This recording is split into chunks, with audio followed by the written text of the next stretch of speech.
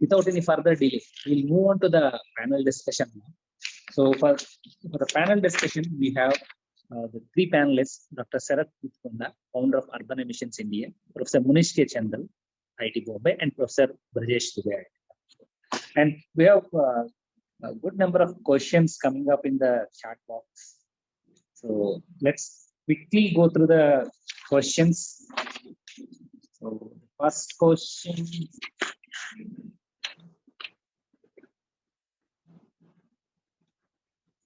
Yeah, there are a couple of questions for Vatsalya and Rajashri as well, so you can direct it to them too. Yeah. So it's like going in the line. The first question is from Praveen. It's like he asks to the Vatsalya. It's my understanding is correct. You're trying to develop an LCA model to estimate the GHG emissions of transportation sector. So vehicle component fuels. So it's like I'm wondering, how is your work different from GREET model, from ANL, DOE, US labs? Thank you for the question. So to answer very quickly, it's basically the ITF LCA model is actually based on the GREET model. We're not trying to do something different. It is based entirely on the GREET model, and we worked with Michael Wong from the Argonne National Lab, and when we were developing this model, they were very much a part of the development process. The value added of the tool is in the way we characterize it to the Indian context. So basically adding the vehicle use phase data and the manufacturing data, which is quite different in India as compared to North America and Europe. And the other part would be adding modes which are very specific to India, like three-wheelers and the types of two-wheelers that we have in India, which is not something that you see in Europe and North America. So the value added of the tool is not in how it's different from GREET and how we're not trying to reinvent the wheel here. We're basically trying to take what GREET has done and use it in the Indian context. I hope that answered the question. Thank you, Vatsalya. So this next question is also from Praveen. So it is directed to Professor Brajesh. So life cycle data collection in India is a challenging task. If you remember from the life cycle database initiative that was talked about 3 years back in NEERI and CII. So I'm wondering, what are some challenges that you are facing when collecting Indian specific data? And what are some steps government is taking to bring out data and making it publicly available? Yeah, so thanks, Praveen, for the question. In fact, I do agree, like we do still have some challenges, especially when you are trying to get the primary data. Primary data from the industry, the trust factor is still not that much. It becomes difficult. We have been working with Niti Aayog, as Rajashri was mentioning during his presentation. The work that he summarized was primarily coming from the literature, the work that has already been published. As a second part of this project, we are working with industries to kind of visit them, and we'll be collecting primary data. We do had some hiccups there, but with the support of Niti Aayog now, I think we will be able to do that. And we have already secured access to few of the industries that I can happy to report, and then we will be able to update our database with the primary data. In general, yes, it's still a little bit of hiccups, but as we saw from the presentations of Sarath and all, that with the Parivahan website and the different websites that the government is coming up over the last several years, the data accessibility, I would say, has improved. Of course, the quality of data and those things, the nature, the way it is collected from different states, a lot of things has to be cleaned up. But I'm an optimistic person, so glass is half full. I will try to, we'll work from there. Thank you, sir. So now this is an open question to all the panelists. How can we incorporate crowdsourced data collection for creating rapid and efficient inventory data set with regards to transport system? Question is from Prakash. Yeah, I think Sarath probably can take it. He was trying to do some similar work. Yeah. Thanks. No, the crowdsourcing part is really interesting. So one is direct crowdsourcing is one way, where the surveys that we are trying to do at the petrol stations surveys that you can do at, for example, at big industrial, not industrial hubs, but IT hubs where you have people of like 1,000, 2,000 people are in one place. Now, how do they commute from different locations? So that kind of primary survey is definitely useful.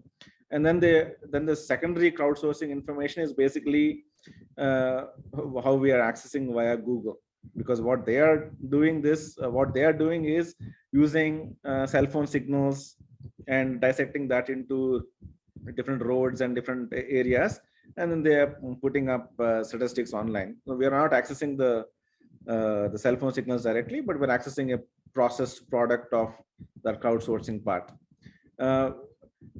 Not in the transport sector, but in the waste sector, there is a lot of crowdsourcing activity that are happening, especially from CPCB is one of the apps that they have.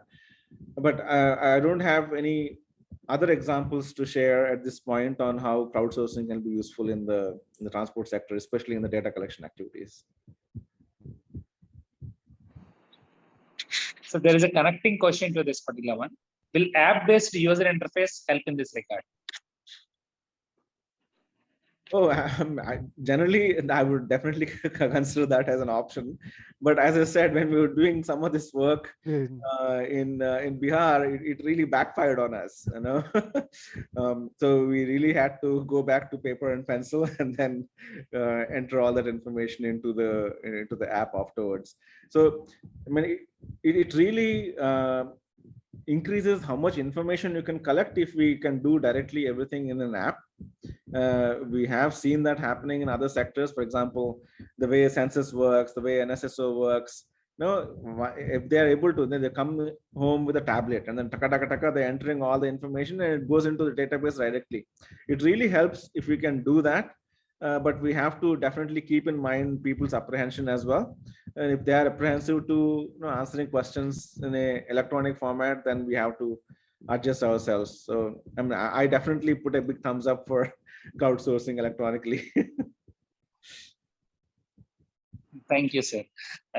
Now the question is again to all the panelists from Sriram Narsimhan. Would the study also explore multiple city structures based on vehicle population, people transport needs? I guess this was the time by looking at the timeline that is there. This is a question for Manish, sir. It's like based on the presentation that is going on there. So would the study also explore multiple city structures based on vehicle population, people transport needs? Sir, or Sri Narsimhan ji, you can unmute and reframe the question. Narsimhan ji.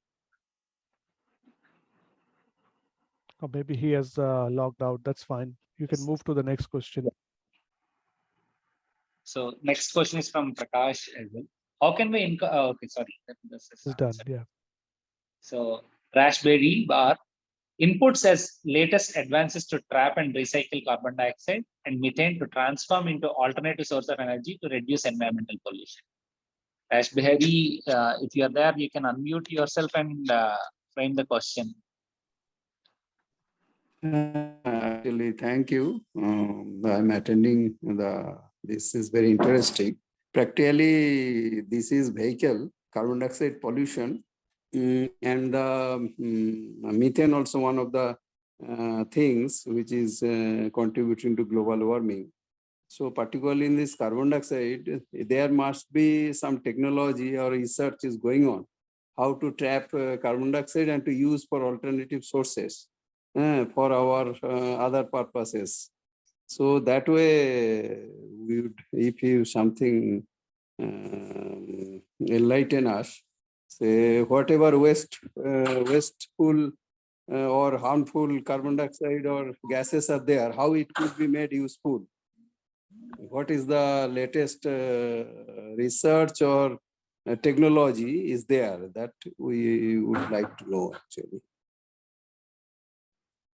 Yep, like people are using various technologies to kind of capture that CO2 from emissions and then use it in value-added products. There are, say, if you again go on Google and do a search, you will find several. Just to give you an example, one project that we have been working on right now is CO2 from a power plant in Odisha is being used as a food source for algae, and that algae is being harvested, and then we are doing hydrothermal carbonization of that algae to produce biocarbon, and that biocarbon is being used to produce silica carbide, which is an essential material for different applications. So that's one example. So there are several people are also producing biodiesel from algae. So again, using CO2 as a feed source. So CO2 as a feed, as a kind of source is being used for different projects, and it is there in public domain.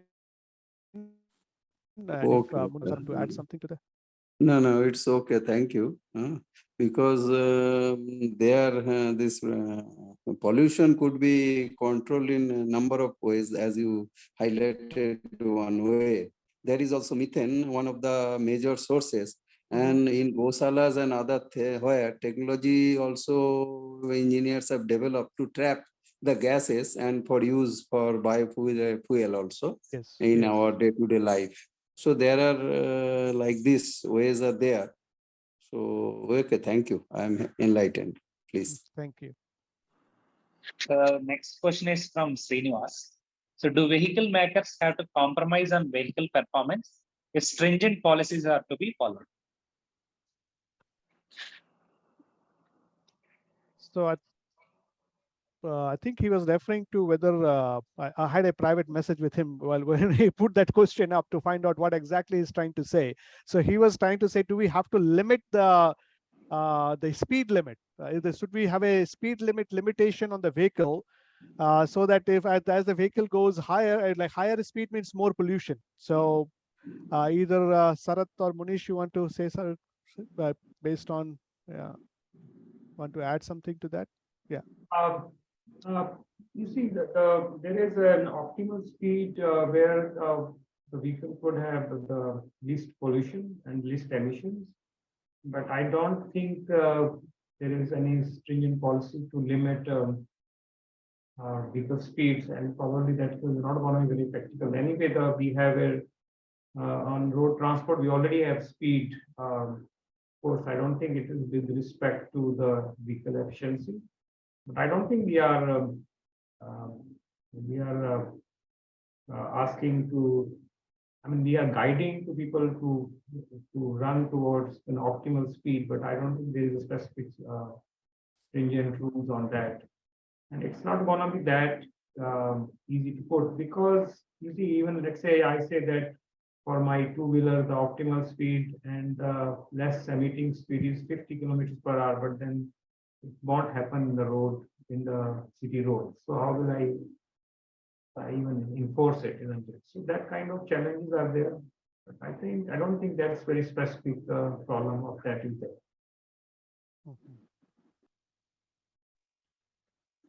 Yeah, Sarath, you wanted to say something? I agree with Munish on this one. Mainly because there is an optimal speed. So for example, if you take cars, if you're traveling between 35 to 55, your emissions will be much less. So we don't want vehicles to be on a slow slide, anywhere under 10 or 20. That's where you have incomplete combustion and you have a lot more emissions coming in. But there are, again, not many studies. There are actually no studies in India. If you look at studies in US and EU, kind of looking at emission factor versus speed. So once you cross even at 55 mark and you go to 70, 80, there is no big change. I mean, the emissions will go up go up a little bit, but you don't really have any benefits in limiting the speed by 10 kilometers an hour or 20 kilometers an hour. I think on the high side, we don't have any problems. And generally at the moment, most of our roads are running at under 20 kilometers anyway, on average. So only on the major new highways, you can hit 70, 80, 90, 100 kilometers an hour. And you don't gain anything or you don't lose anything at that point.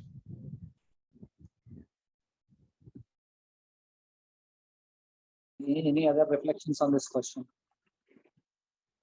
I think we can move on for the interest of time. We are almost running out. It's like these are the queries. It's like reflections and observations from Philippe. It's like in the ITF LCA project. In the vehicle cycle, does it consider end of life scenario, reuse of vehicle components? So that's the first question.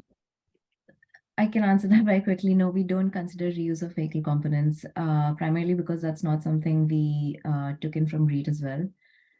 Secondly, because data is already such a big issue to get just for the use component and the manufacturing component.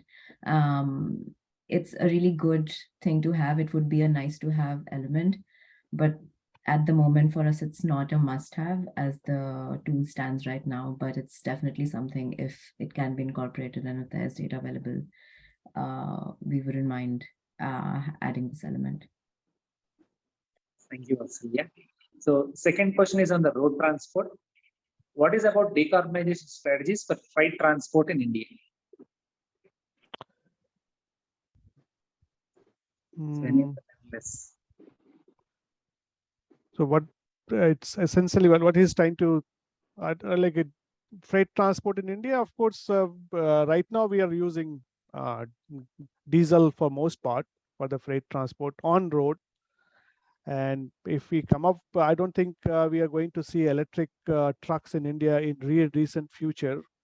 If there is anything on the government side for the policy, of course, we want more efficient vehicles. And Sarath, you can add to that. Yeah, so I think the right now everything is diesel on the freight side, except for some of the ports where hop-on, hop-off systems have been put in place, especially on the eastern corridor and the western corridor. Western corridor is used the most, so a lot of freight actually comes into Mangalore and Trivandrum ports, and they get onto the train, and then they travel all the way up to Ahmedabad, and from there they spread out. So that was one way that they managed to cut down the freight emissions from diesel-based freight emissions on the western corridor. A similar system is also available on the eastern corridor. But once they get onto the road, right now everything is on the diesel based only. So one study that was that came out last month was from the Lawrence Berkeley National Labs. They looked at the potential for EVs in the heavy-duty trucks. And I think that was done with the help of Niti Aayog, I think. So again, it's a what-if scenario to make that a reality, to have such a huge heavy-duty fleet converting into electric vehicles. It's a completely different path. So that's the only discussion that I've seen where freight management is not diesel-based. Yeah. So just to add to that, so what like both for Sarath and Munish, in terms of this biodiesel, since we are using diesel, and our project is kind of looking at these biodiesel from different feedstock. So based on your experience, what do you see in terms of future? Like we'll be able to replace part of this diesel with biodiesel, and how long it will take, and all that. Yeah. In time wise, I don't know how long it will take, but I think the concept wise is definitely is a good alternative.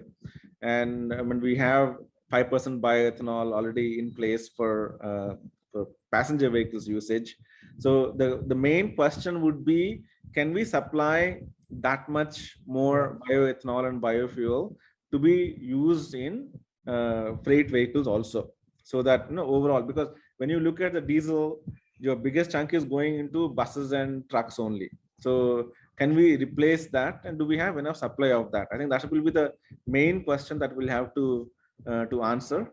The benefits of having biofuels is quite well known. I think a lot of LCAs already published on that part. So I think the question is on the supply side. Yeah, I think I agree. So totally supply demand game.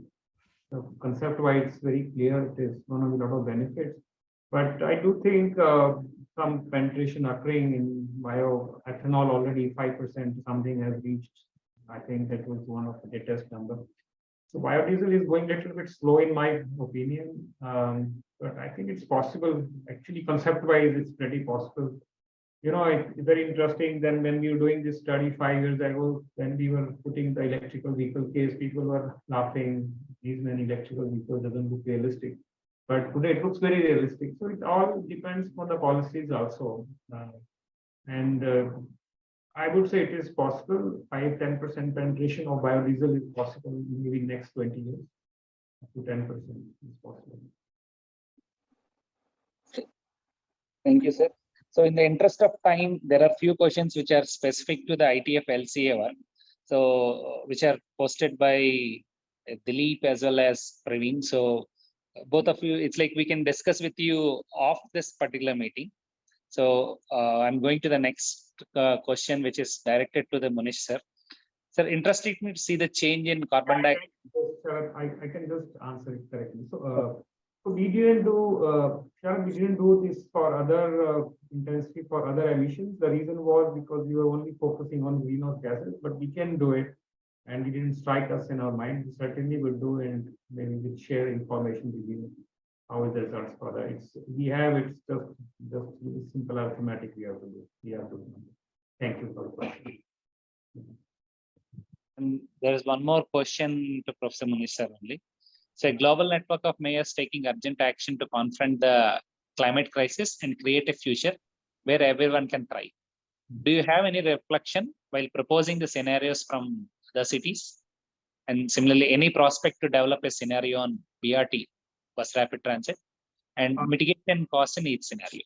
Yeah, so that's a very interesting question. I think there are several questions in this, but I can answer that. There is a discussion at least on developing BRT even in Mumbai, but I don't know what is the stage now. In our scenario, we clearly demonstrated that if you put BRT, there will be an increase in the bus transport, certainly. Practically, there are many challenges with BRT, and there are ifs and buts, even wherever it was developed.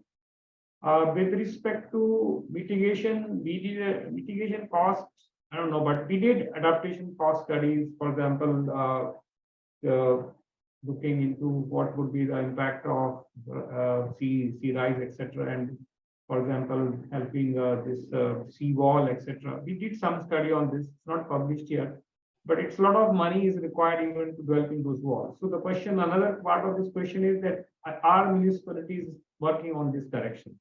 So answer is yes. They are, of course, they are not saying, or they are not exclusively saying it's related to climate change. But for example, for flooding, for all these cases, municipalities are taking steps, even in Mumbai, for example. So these are interrelated things. We can't say that there will be zero flood, and if the climate changes, there will be 100 floods. So it's going to be incremental increase. So, I mean, there are mitigation measure has been taken in a sense.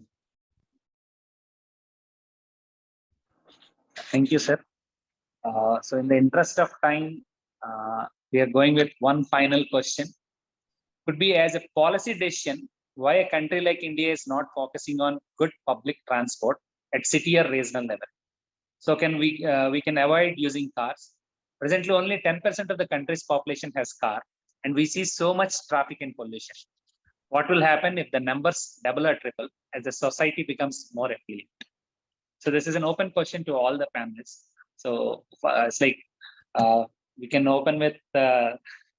Sarath to his comments. No, as I said, as the Delhi example, I mean, we are really short on the number of buses that are actually running in the cities. The demand is literally at least 10 times more than what we run. There are very handful of cities where we have the buses running and providing, catering to the mobility demand, but it has to really increase.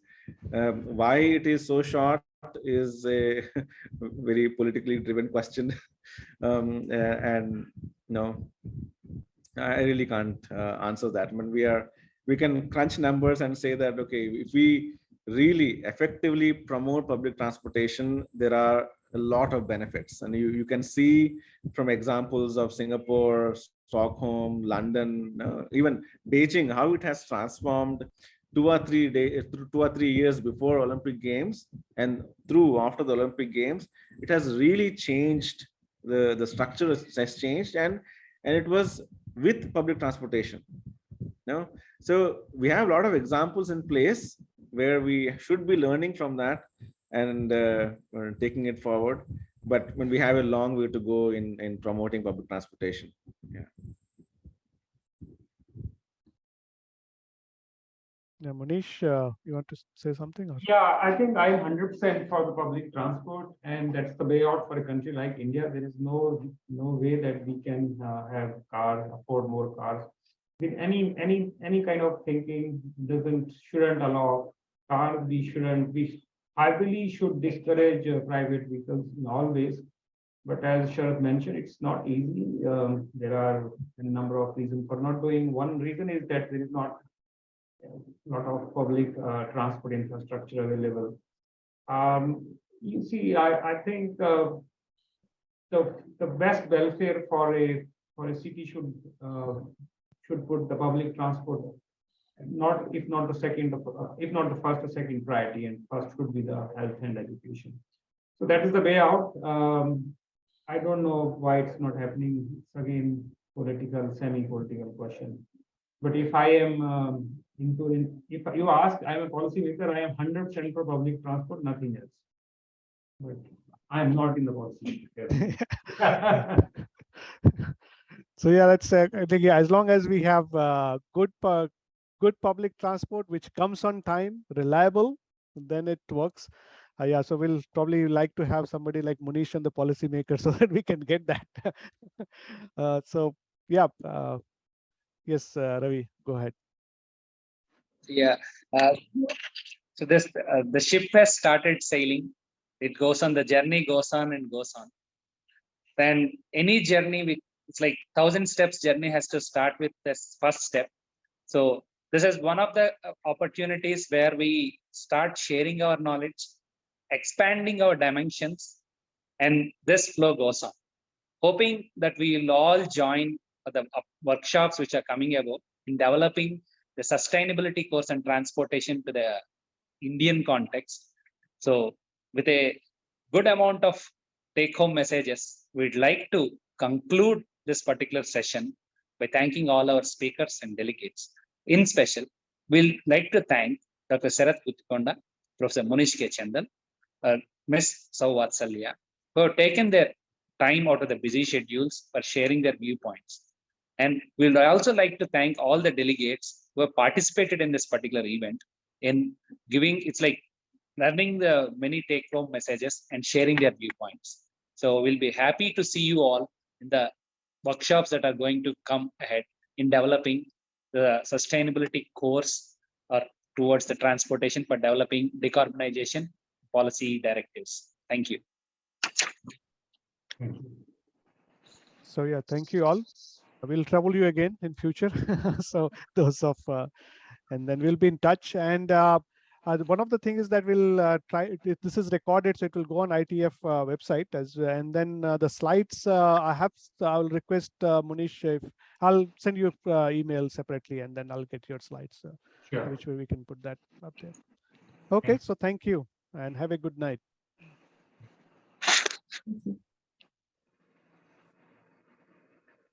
Bye, good night.